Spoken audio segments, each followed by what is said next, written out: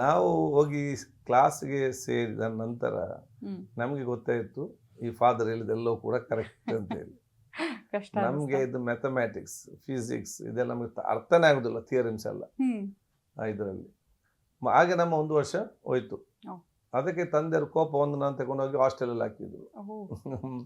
Copy ಮಾಡೋ ಧೈರ್ಯ ಎಲ್ಲ ಮಾಡಕ್ ಆಗ್ತಿರೋ ಅದೇನಿಲ್ಲ, ಅಂಥದ್ದು ಅಭ್ಯಾಸ ಕೂಡ ಇಲ್ಲ, ಅಲ್ಲ ಆಗಲಿಲ್ಲ.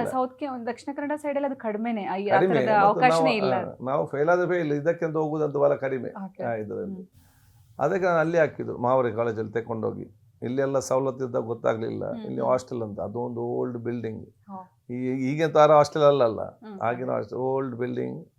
ಈ ಬೆಡ್ ಕೂಡ ಇಲ್ಲ, 2 ಬೆಂಚ್ ಸೇರಿಸಿ ಅದರ ಮೇಲೆ ಆವತ್ತಿನ ಇದಕ್ಕೆ ಆಗ ಹೇಳ್ತಾ ಇದ್ರು. ಅಲ್ಲಿ ಮಂಗಳೂರಲ್ಲಿದ್ದಾಗ ಸವಲತ್ತು ಇದ್ದಾಗ ಗೊತ್ತಾಗ್ಲಿಲ್ಲ, ಇಲ್ಲಿ ಸ್ವಲ್ಪ ಕಲೀಲಿ ಅಂತ ಹೇಳಿ.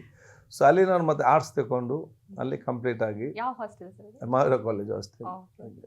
ಮತ್ತೆ ಅಲ್ಲಿಂದ ನಾನು ಇಲ್ಲಿ SDM ಲಾ ಕಾಲೇಜಲ್ಲಿ ಲಾ ಕಾಲೇಜ್ ಕಂಪ್ಲೀಟ್ ಮಾಡಿದ್ದೇನೆ.